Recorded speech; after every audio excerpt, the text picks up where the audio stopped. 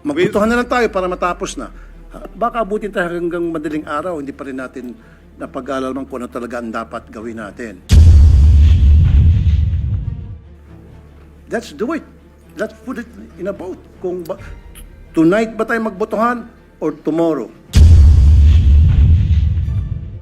I mean, magbubutuhan tayo whether we convene today or tomorrow. That's it. Plain and simple. Para matapos na ang problema natin dito ngayon. Kasi there are senators who want it to be on Wednesday. May mga senador na gusto ngayon. Let's put it in a vote. Senator Tulfo intimated to this representation his desire to speak on the matter as well. Mr. President, I'd like to make a very short manifestation. Naalata ko kanina pa tayo back and forth, para nag-aaway na tayo dito. To solve the impasse siguro, we'll have to put it in a vote, whether to convene today or tomorrow. Somehow we have to convene come what may. Magbutuhan na lang tayo para matapos na. Baka abutin tayo hanggang madaling araw, hindi pa rin natin napag-alalaman kung ano talaga ang dapat gawin natin. Let's do it. Let's put it in a vote. Tonight ba tayo magbotohan or tomorrow?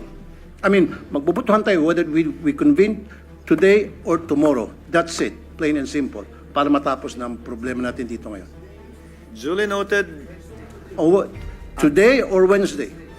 Kasi there are senators who want it to be on Wednesday. May mga senador na gusto ngayon. Let's put it in a vote. Pero somehow we have to convene come what may. Thank you, Mr. President. Mr. We President. will, Your Honor. Being a deliberative body, parliamentary practice rules dictate that we do nothing less, that things be settled through a vote. In fact, there is a pending motion by the minority leader that will be redefined and clarified. However, Chair thought it best to allow a free and fair debate where all of the members will be heard who have an opinion on this matter before finally deciding on the point. Now, if there are no other members who wishes to add to the discussion or debate, Chair would like to ask permission to relinquish the Chair so that the Chair can go down and speak also on the same matter. Senate President is recognized. Thank you, Mr. President. Thank you, distinguished Majority Floor Leader. With the permission of our colleagues, ilang bagay po ang nais ko sanang sabihin, paumanhin. Dininig ko muna ang posisyon at opinyon ng bawat isa bago ko pinagpasahang bumaba mula sa kinakaluklukan at kinakaupuan ko at sagutin ang ilan sa mga puntong ibinigkas nitong nagdaang ilang oras na. Una, nasabi na maikli lamang naman ang panahon ang kailangan gugulin para dito, bakit hindi pa ginawa noon? Hindi ba't obvious na nakita po natin itong nagdaang magtatatlong oras?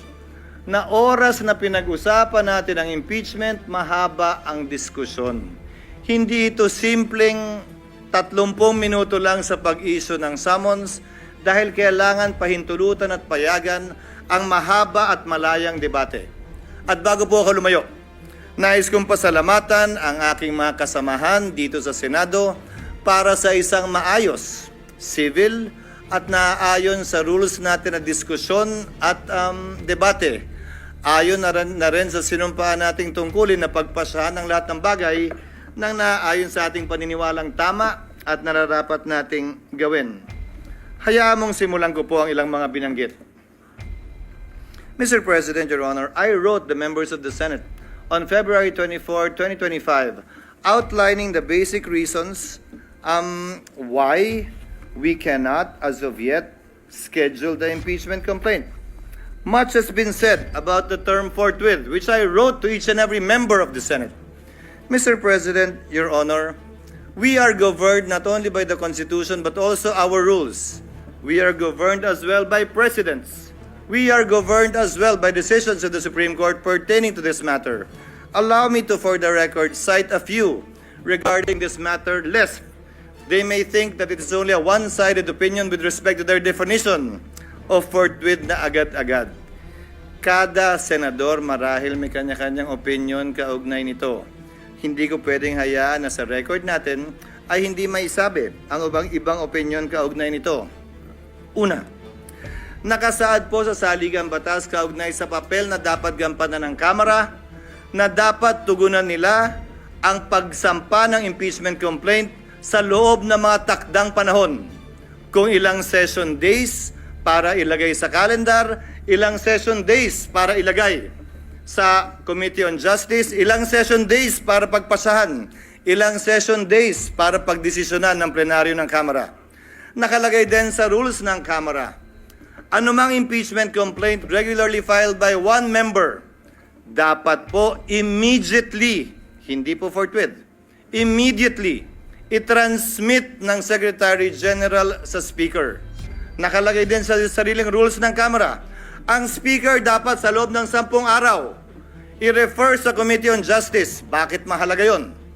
Dahil sang-ayon sa desisyon ng Korte Suprema sa Francisco case, dyan magsisimula ang 1-year ban sa pagsasampa ng pangalawa, pangatlo o pang-apat na impeachment complaint. Hindi yan ginawa ng Kamara.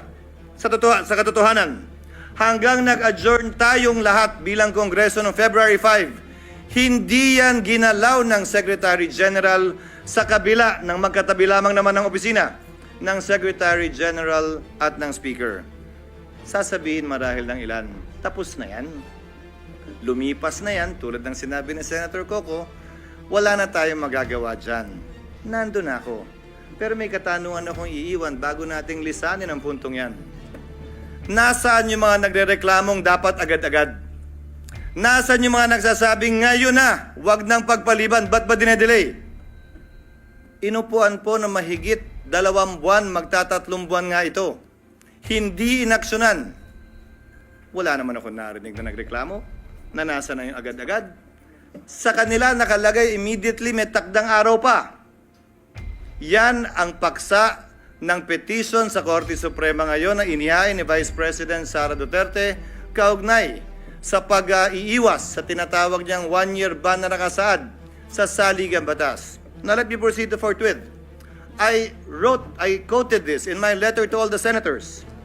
Forthwith, citing various cases, Mr. President, Your Honors, means within a reasonable time, which may be longer or shorter period according to the circumstances of a particular case. It means it is elastic in nature and varies with every case. Quote, it may be modified by circumstances and the nature of the duty to be performed. Marami po nagsasabi ng opinion na agad-agad. Kung gaano karami po ang abogado, kung gaano karami po ang marunong at magaling, gaano din kadami marahil ang kanilang interpretasyon. Pero nasaan ang probisyon ng saligang batas, desisyon ng korte nag-iinterpreta doon na nagsasabing agad-agad nga ang ibig sabihin yan, samantalang hindi naman agad-agad ang interpretasyon ng salitang immediately ng Kamara. Kung talagang immediately ang gusto, de sana ang sinulat ng mga nagsulat ng konstitusyon, immediately din tayo.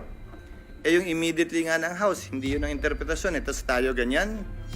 If the prosecutors themselves, the complainants themselves were not that interested and sat on these complaints for over 2 months, tayo bigla ngayon, mamadaliin nila habang nagpabanjing-banjing sila ng mahigit 2 buwan sa mababang kapulungan.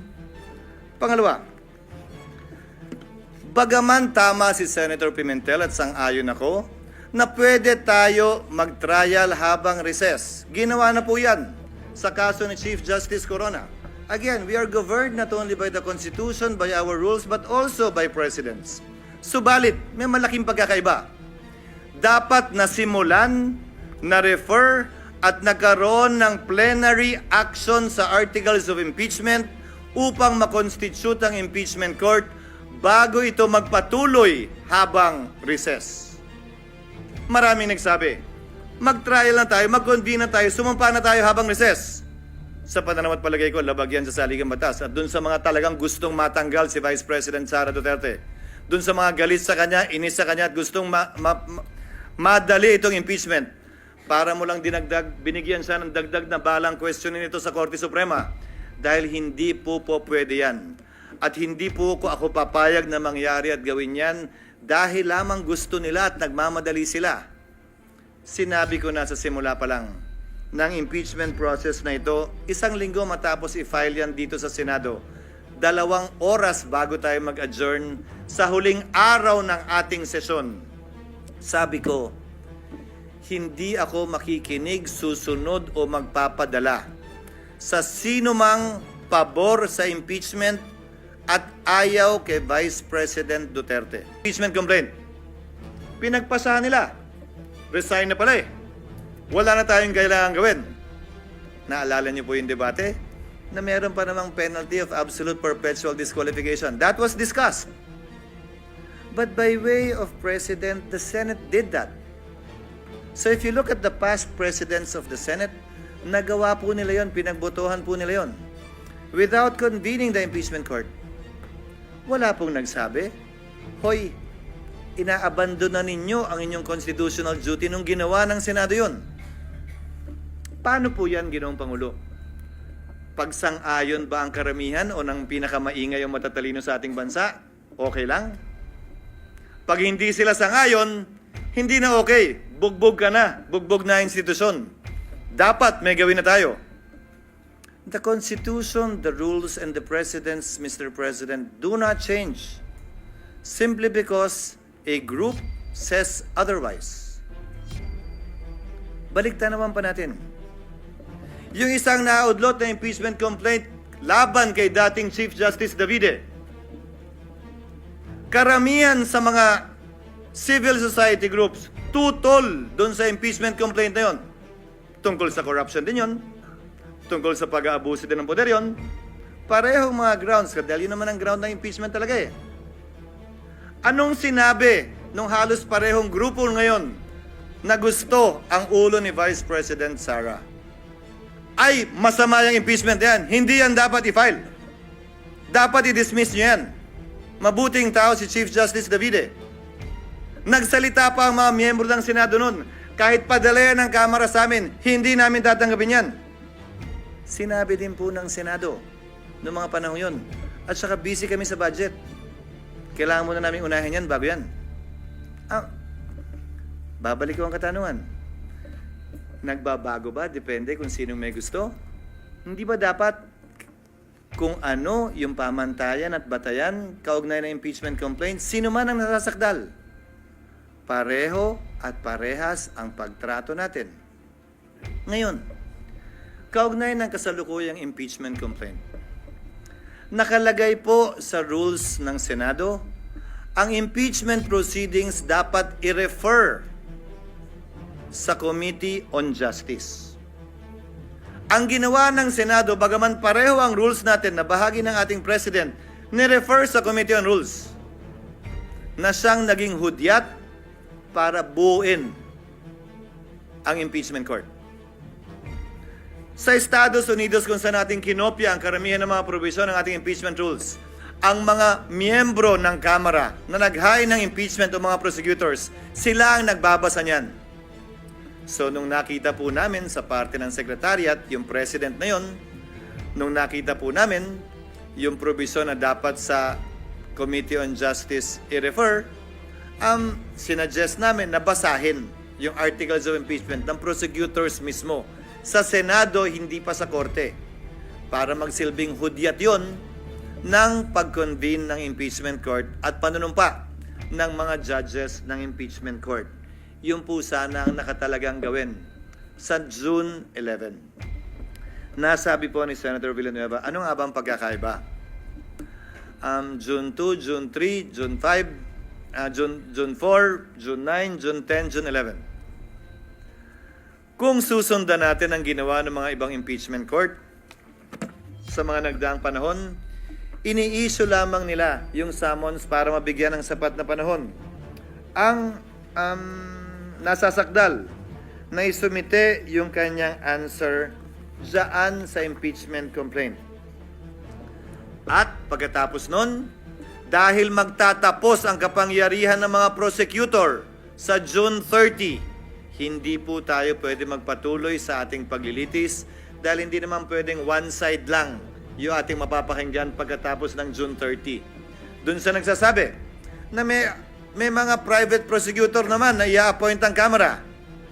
With the principal goes the agent because the authority of the principal ceases by June 30. So, napag-usapan, tatawid ba ito? Tatawid ba ito sa susunod na Kongreso? Kung gaano rin karami siguro ang senador, ganong karami din ang opinion. Kung gaano karami ang abogado, ganong karami din ang magaling nilang basehan kung tatawid nga ba o hindi. My position is that it will. Mr. President, Your Honor, allow me to read a portion of the deliberations of the Constitutional Commission on this matter. Delegate Aquino, because I would proceed, quote, from settled jurisprudence that impeachment proceedings are essentially judicial in nature, such that it follows that when the legislative chamber undertakes these proceedings, it sits as a court of justice, and therefore, it is not bound by the rules of legislative sessions. It cannot adjourn. Assuming that the session is adjourned, impeachment proceedings should not in any way be affected by the adjournment of the session. Delegate Romulo. That is not precluded from our proposal.